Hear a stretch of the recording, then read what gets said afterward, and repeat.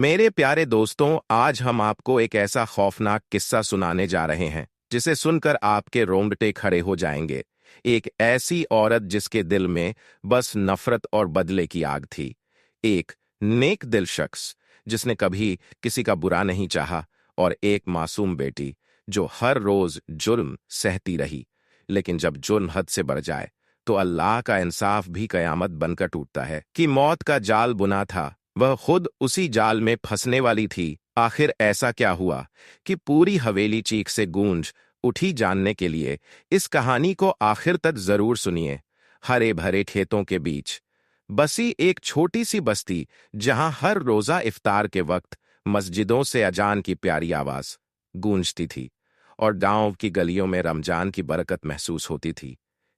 रहते थे हाफिज महमूद, एक नेक और खुददार इंसान जिनकी इबादत की रोशनी दूर दूर तक फैली हुई थी। 50 साल के हाफिज महमूद की जिंदगी बहुत सादगी से गुजर रही थी। वह मस्जिद में बच्चों को कुरान की तालीम देते, गांव के बुजुर्गों की मदद करते और गरीबों के लिए खाना बांटते थे। उनकी दुनिया उनकी बीवी जैनब बहुत नेक औरत थी। मरियम के इर्द गिर्द घूमती थी। जैनब बहुत नेक औरत थी जिसने हमेशा अपने शौहर के साथ हर हाल में वफा की थी। गांव में ही एक औरत रहती थी, हसीना बेगम। उसका शौहर बहुत अमीर आदमी था, लेकिन उसकी मौत के बाद वह अपनी 3 जवान बेटियों के साथ एक शानदार हवेली में अकेली रह गई थी। उसके पास दौलत थी, ऐशो आराम था, लेकिन दिल का सुकून नहीं था।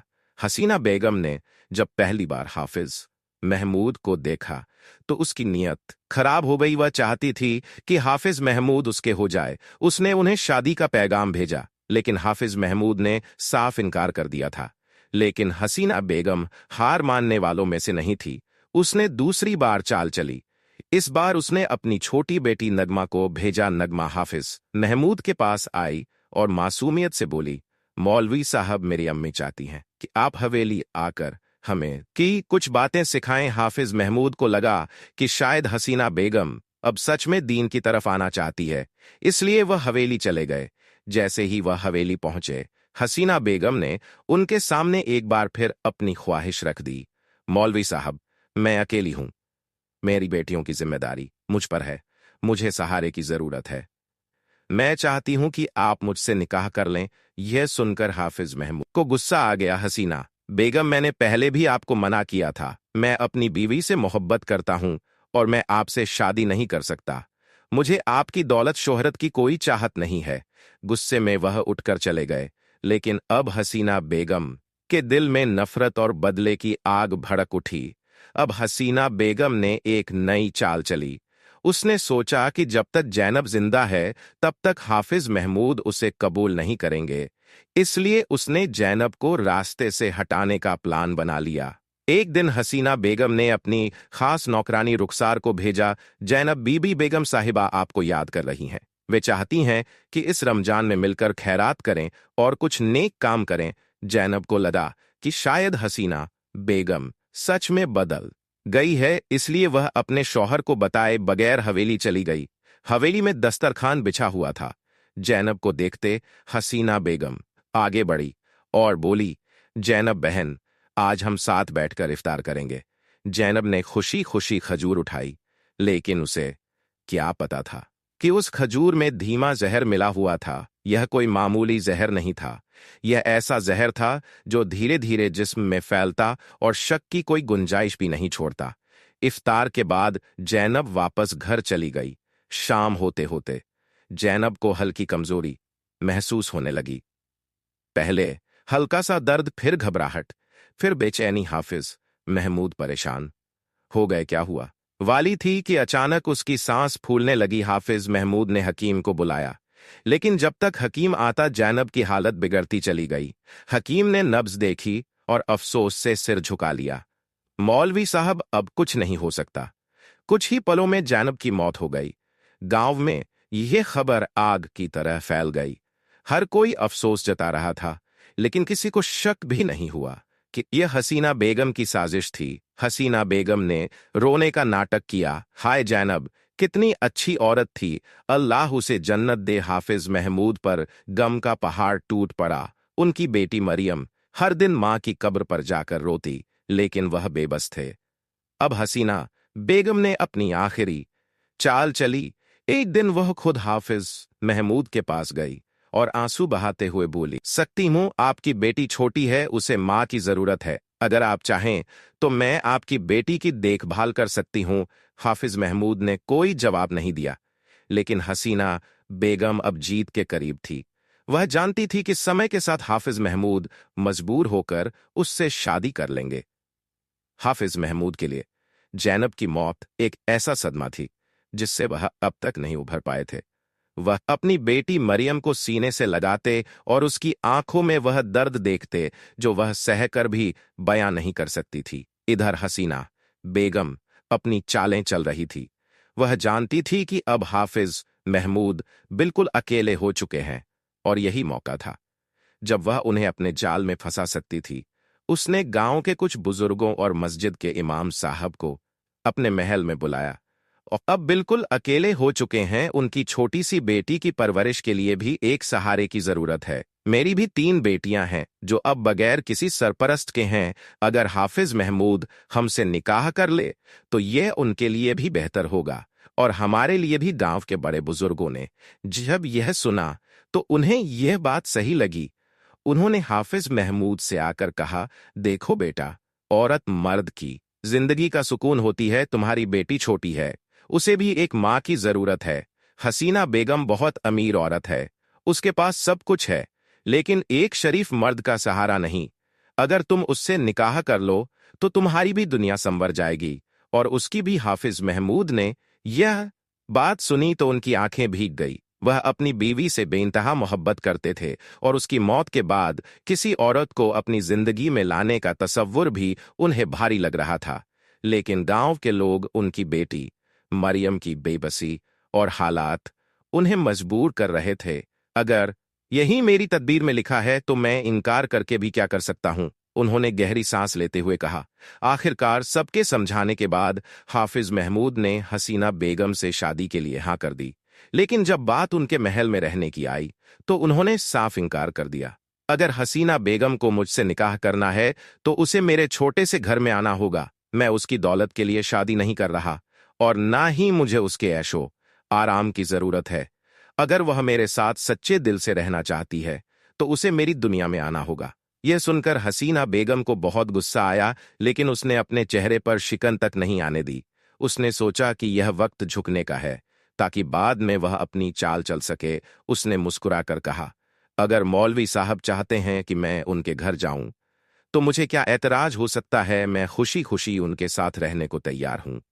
निकाह के बाद हसीना बेगम अपने तीनों बेटियों नजमा शाहिना और रुबीना के साथ हाफिज महमूद के घर आ गई। यह हवेली की तरह बड़ी और शानो शौकत वाली जगह नहीं थी, बल्कि एक सादा सा छोटा घर था जहां बरकत तो बहुत थी लेकिन दुनियावी ठाठ बाट नहीं थे। पहले ही दिन हसीना बेगम की बेटियों ने मुंह बना लिया, अम्मी यह कैसा घर है, या तो हमारी हवेली जैसी ऐसी कोई चीज ही नहीं है। बस कुछ दिन की बात है। हसीना बेगम ने अपनी बेटियों को इशारे में समझाया, फिलहाल जो मांग रहे हैं उसे दे दो, फिर जो चाहेंगे उसे छीन लेंगे। लेकिन हाफिज महमूद को यह अंदाजा भी नहीं था कि जिन लोगों को वह अपने घर में ला रहे हैं वे आने वाले दिनों में उनकी दुनिया को जहन्नम बना देंगे। शुरुआती कुछ दिनों तक हसीना बेगम ने हाफिज महमूद के घर में एक नेक औरत की तरह रहना शुरू किया। वह हर समय आजिज और मासूमियत का लिबास ओढ़े रहती, घर के कामों में जैनब की जगह लेने की कोशिश करती और हाफिज महमूद की छोटी छोटी खिदमत कर उनके दिल में अपने लिए जगह बनाने की कोशिश करती। हाफिज महमूद के लिए यह सब नया था। वह अब भी जैनब की यादों में डूबे रहते, लेकिन हसीना बेगम का बर्ताव देखकर उन्हें लगा कि शायद वाकई उनकी जिंदगी दोबारा। सौतेली बेटियां भी पहले कुछ दिन तक अदब से पेश आई, लेकिन यह सब एक बनावटी खेल था जो बहुत जल्द अपने असली रूप में सामने आने वाला था। धीरे धीरे हसीना बेगम ने हाफिज महमूद के दिल में अपनी जगह बनानी शुरू कर दी।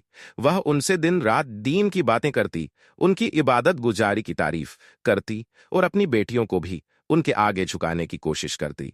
लेकिन असल खेल तब शुरू हुआ जब उसने मरियम के खिलाफ जहर घोलना शुरू किया। एक दिन हाफिज महमूद घर लौटे तो हसीना बेगम ने परेशान दिखने का नाटक करते हुए कहा, आपकी बेटी मरियम बहुत जिद्दी हो गई है, हर वक्त उल्टी सीधी हरकतें करती है। मेरी बेटियां उससे बात तक नहीं कर सकती। आज उसने शाहिना को धक्का दे दिया। बेचारी बुरी तरह गिर गई। हाफिज महमूद चौंक गए। मरियम ही नहीं सकती, वह तो बहुत सीधी और समझदार बच्ची है। आपको यकीन नहीं आता तो खुद देख लीजिए, हसीना बेगम ने ठंडी आह भरते हुए कहा। इसके बाद हर दिन मरियम को झूठे इल्जाम में फंसाया जाने लगा। कभी कहा जाता कि उसने हसीना बेगम की बेटी की किताबें फाड़ दी, कभी उसे घर का सामान तोड़ने का इल्जाम दिया जाता। हाफिज महमूद के दिल में धीरे धीरे की बेटियां मरियम पर जुल्म ढा लगी। कभी उसकी छोटी खींच देती, कभी उसका खाना छीन लेती, कभी उसे ताने मारती कि तेरी मां तो मर गई, अब तेरा यहां कोई नहीं। मरियम इन बातों से तंग आ चुकी थी, लेकिन अपने अब्बू से कुछ कहने की हिम्मत नहीं कर पा रही थी। अब हसीना बेगम का अगला मकसद हाफिज महमूद को अपनी हवेली में वापस ले जाना था। एक रात जब हाफिज इबादत में मशगूल थे तो हसीना बेगम उनके पास आई और बोली, मौलवी साहब, मैंने सोचा कि अल्लाह ने हमें इतनी दौलत दी है तो क्यों ना इसका सही इस्तेमाल करें। अगर हम अपनी हवेली में जाकर रहे तो हम और भी बड़े काम कर सकते हैं। हम वहां गरीबों की मदद कर सकते हैं, उनके लिए मदरसा खोल सकते हैं और इबादत गाह बना सकते हैं। इससे अल्लाह भी हमसे राजी होगा। हाफिज महमूद पहले तो सोच में पड़ गए, लेकिन जब गांव के कुछ लोगों ने भी इस बात की रजामंदी जाहिर की तो उन्हें लगा कि शायद हसीना बेगम ठीक कह रही है। अगर यह सब नेक काम के लिए है तो इसमें कोई बुराई नहीं। उन्होंने धीरे से कहा, तो फिर हमें चलना चाहिए। हसीना बेगम ने मीठी मुस्कान के साथ पूछा। हाफिज महमूद को एहसास नहीं था कि यह सब सिर्फ एक धोखा है। अब मरियम के लिए हालात और भी बिगड़ चुके थे। हसीना बेगम की बेटियां उसे कमरे में बंद कर देती, उसकी किताबें जला दी गई, उसे रोज ताने दिए जाते कि तू यहां बोझ है, तेरा कोई नहीं। एक दिन हसीना बेगम ने उससे कहा, अगर तुझे अपने बाप की खुशी चाहिए तो खुद ही यहां से चली जा। मरियम को अब समझ नहीं आ रहा था कि वह क्या करें। क्या वह अपने अब्बू से सब कुछ कह दे या फिर चुप रहे और यह सब सहती रहे। इधर हाफिज महमूद को इस बात का अंदाजा भी नहीं था कि उनकी बेटी के साथ क्या कुछ हो रहा है। वह अब हसीना बेगम के हवेली जाने के लिए पूरी तरह राजी हो चुके थे। अब हाफिज महमूद हसीना बेगम की हवेली में आकर रहने लगे थे। शुरू शुरू में सब ठीक लग रहा था, लेकिन धीरे धीरे हसीना बेगम की असली फितरत सामने आने लगी। हसीना बेगम की तीनों बेटियां मरियम को बिल्कुल भी पसंद नहीं करती थी। वे नहीं चाहती थी कि उनकी मां की शादी से आई यह लड़की उनके घर में रहे। हर दिन उस पर ताने कसे जाते, उसके खाने में नमक मिर्च इतना ज्यादा डाल दिया जाता कि वह खा ही ना सके। उसके कपड़े छिपा दिए जाते ताकि उसे डांट पड़े। जब वह नमाज पढ़ती तो उसका मजाक उड़ाया जाता। कभी कभी तो उसे ली के सबसे अंधेरे कोने में सोने को मजबूर कर दिया जाता।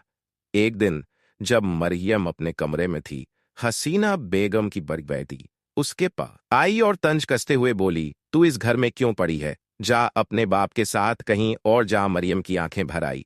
यह मेरा भी घर है, मेरे अब्बू यहीं रहते हैं। तेरा घर? अरे ये हवेली मेरी मां की है, तेरी नहीं। तू यहां से जितनी जल्दी निकल जाए उतना अच्छा है। अब मरियम समझ चुकी थी कि यह औरतें उसे और उसके अब्बू को इस घर में रहने नहीं देंगी। हसीना बेगम अब धीरे धीरे हाफिज महमूद को भी अपनी बातों में फंसाने लगी।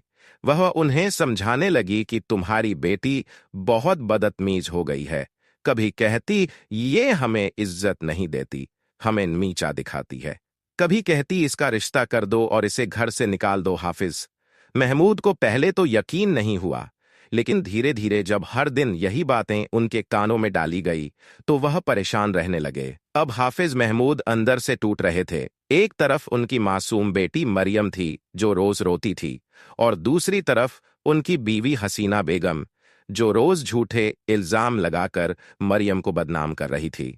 अब मरियम के लिए हर दिन इम्तिहान से कम नहीं था। उसे ना ठीक से खाना मिलता, ना सुकून से सोने दिया जाता।